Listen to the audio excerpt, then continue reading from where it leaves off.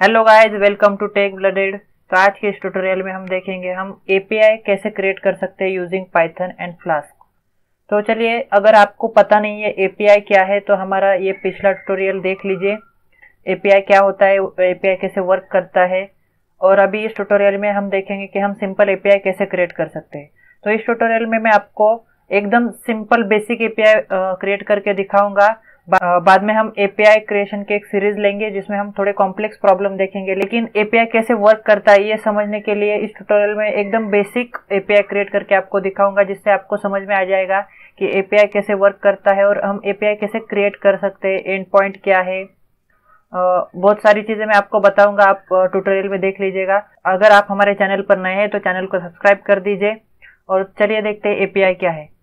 तो देखिए दोस्तों, पहले मैं आपको एक एपीआई का एग्जांपल दिखा देता हूँ। तो देखिए, ये गिटहब का एपीआई है, api.github.com।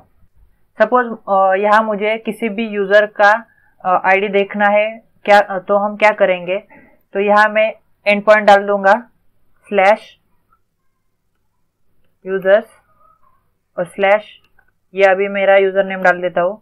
तो ये अमोल आमकर यूजर का इंफॉर्मेशन हमें देखना है। तो देखिए, ये एंड पॉइंट की वजह से क्या आ गया, मेरा लॉगिन नेम क्या है, आईडी क्या है, और ये मेरा अवतार यूआरएल क्या है, ये सब डिटेल्स यहाँ आ गई। तो ये मेरी डिटेल्स आ गई। तो अगर आप किसी भी यूजर का यूजर नेम डाल दीजिए, यहाँ उसकी डिटेल्स मिल जाएगी इन द जेसन फॉर्मेट। ये जेसन फॉर्मेट है दोस्तों, देखिए की वैल्यू पेयर है, ये जेसन फॉर्मेट है।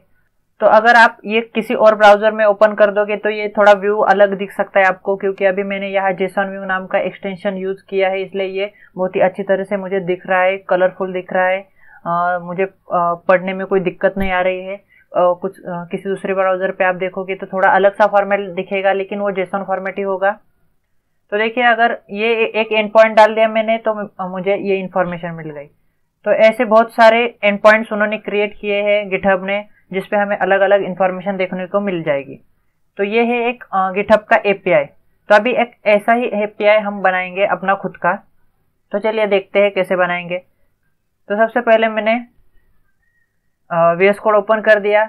अभी एपीआई बनाने के लिए आपके पास इंस्टॉल होना चाहिए फ्लास्क। अगर आपने फ्लास्क इंस्टॉल नहीं किया है तो अभी आप सिर्फ कमांड डाल लीजिए पिप इंस्टॉल फ्लास्क। थोड़ा साइज बढ़ा देता हूँ। पिप इंस्टॉल फ्लास्क कर दिया तो देखिए फ्लास्क इंस्टॉल हो जाएगा। मेरे सिस्टम में ऑलरेडी इंस्टॉल है, इसलिए रिक्वायरमेंट्स ऑलरेडी सेटिस्फाई आ गया।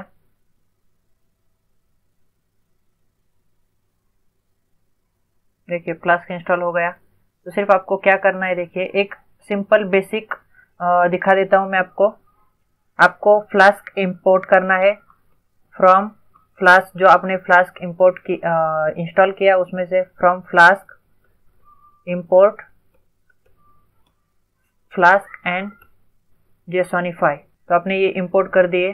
अभी देखिए एक बेसिक ऐप बना देता हूँ जिससे हमें पता चले कि ये हमारा फ्लास्क वर्क कर रहा है, हमारी सिस्टम करेक्ट वर्क कर रही है और हम एपीआई बना सकते हैं।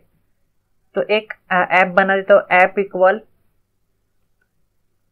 फ्लास्क और उसमें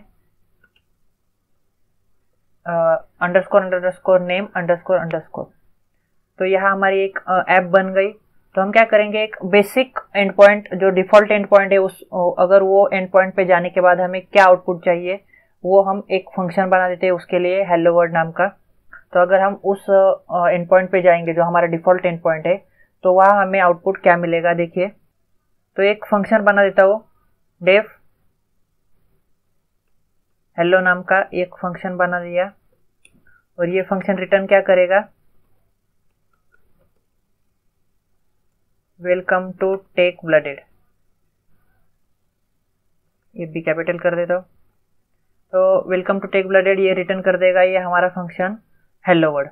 तो यहाँ तक तो सही है, लेकिन अभी हमें क्या करना है, जब भी हमारा एपीआई का हम एंड पॉइंट डाल देंगे, जो भी हम यूआरएल डाल देंगे वहाँ यही फंक्शन कॉल होना चाहिए। तो इसके लिए हमें क्या करना पड़ेगा, यहाँ रूट देना पड़ेगा। वो देखिए फंक्शन 6 लाइन पे है, तो हमें 5th लाइन पे क्या करना पड़ेगा, एट ऐप डॉट रूट और यहाँ ऐप डॉट रूट में आपको रूट डालना है।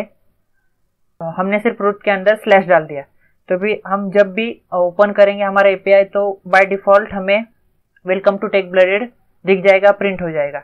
अभी हम इसे रन कैसे करेंगे, तो देखिए सिंपल है।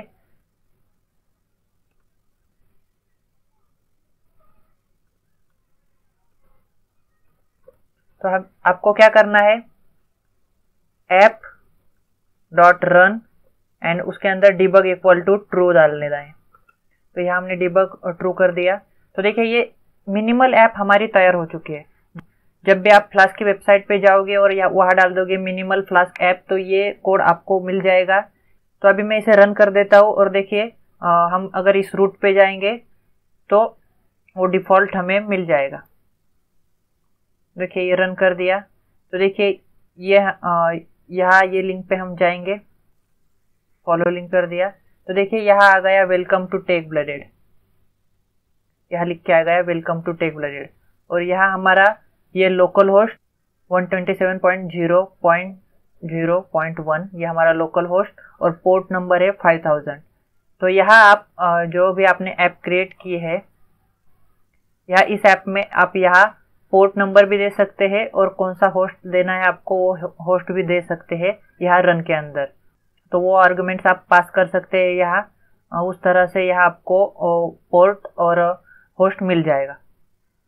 तो देखिए यहाँ तो ये हो गया, ये डिफ़ॉल्ट हमने क्या कर दिया, वेलकम टू टेक ब्लेडेड।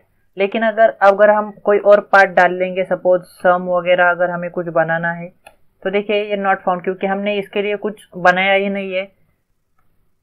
ये तो हमें पता चल गया कि हमारा एपीआई सही तरह से वर्क कर रहा है। तो देखिए मैं एपीआई क्रिएट कर देता हूँ स्क्वायर एंड क्यूब वैल्यूज निकालने के लिए।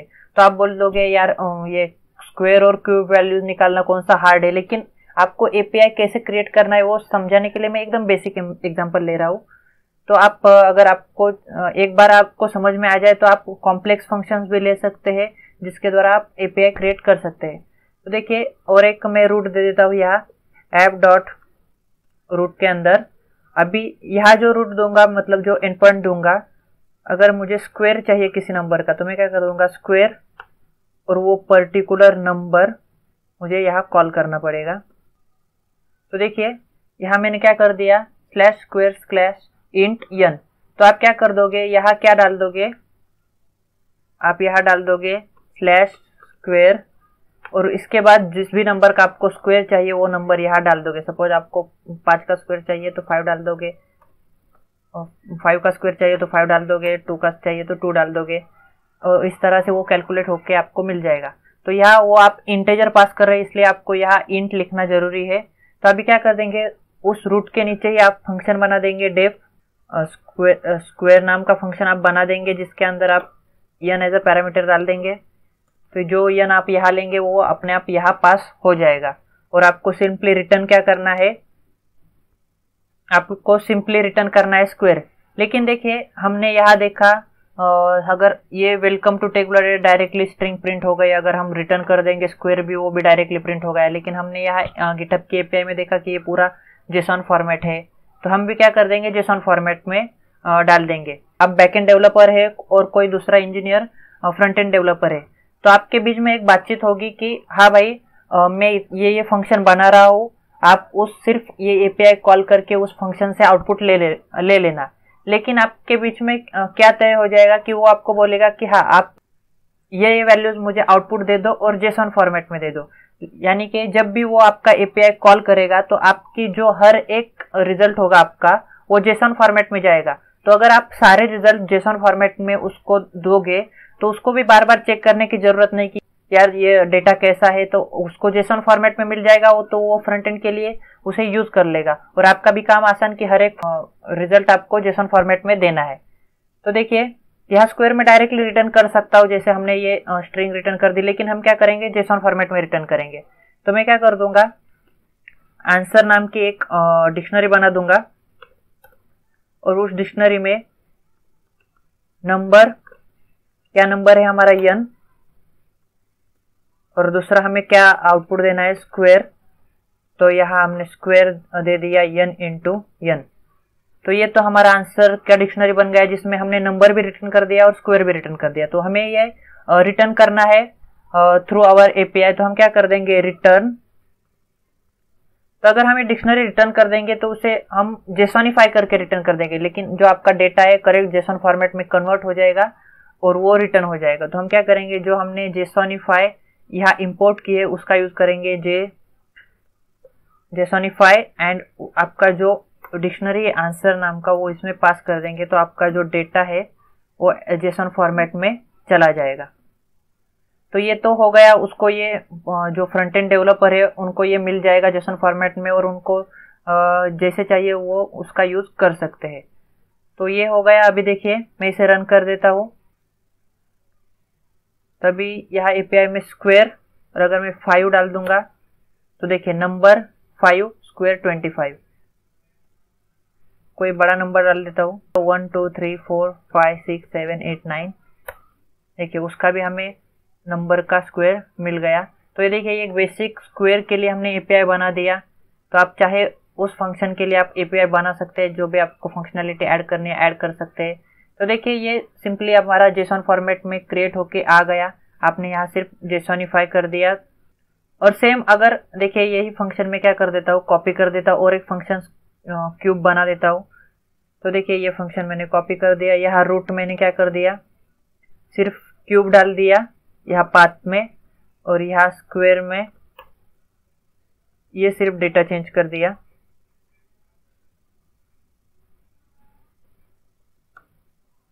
ये फंक्शन क्यूब कर दिया और ये डेटा चेंज कर दिया, आंसर जेसॉनिफाई कर दिया, रिटर्न कर दिया। तो अभी जब भी मैं यहाँ पाथ में हमारे क्यूब डाल दूंगा तो देखिए ये स्क्वायर है, तो यहाँ मैं क्यूब डाल देता हूँ, वैल्यू डाल देता हूँ 5। देखिए क्यूब आ गया 125, नंबर आ गया 5। देखिए वर्क हो रहा है हमारा एपीआई। तो इस तरह से आप जिस फंक्शनैलिटी के लिए आपको एपीआई बनाना है वो फंक्शनैलिटी के लिए बना सकते हैं। बहुत ही सिंपल है दोस्तों। तो मुझे आशा है आपको ये समझ में आ गया होगा। तो ये तो एकदम बेसिक एपीआई हो गया कि आपको एपीआई कैसे वर्क करता है और कैसे क्रिएट कर सकते हैं, ये तो समझ में आ गया है। और इसके बाद मैं क्या करने वाला हूँ, एक सीरीज लेने वाला हूँ जिसके अंदर हम थोड़े कॉम्प्लेक्स एपीआई क्रिएट करेंगे और जिसके अंदर हम गेट, पोस्ट, डिलीट ये सारे मेथड्स यूज करके एपीआई क्रिएट करेंगे कि हम कैसे एक पर्टिकुलर एप्लीकेशन क्रिएट कर सकते हैं यूजिंग एपीआई, वो भी देखेंगे। तो अभी अगर आपको ये वीडियो पसंद आए तो लाइक कर दीजिए। अगर आपके दोस्तों को पता नहीं है एपीआई कैसे क्रिएट कर सकते हैं और एपीआई क्या है तो उनको ये वीडियो लिंक जरूर भेज दीजिए। और मिलते हैं हमारे अगले ट्यूटोरियल में। तब तक के लिए कीप कोडिंग, कीप लर्निंग।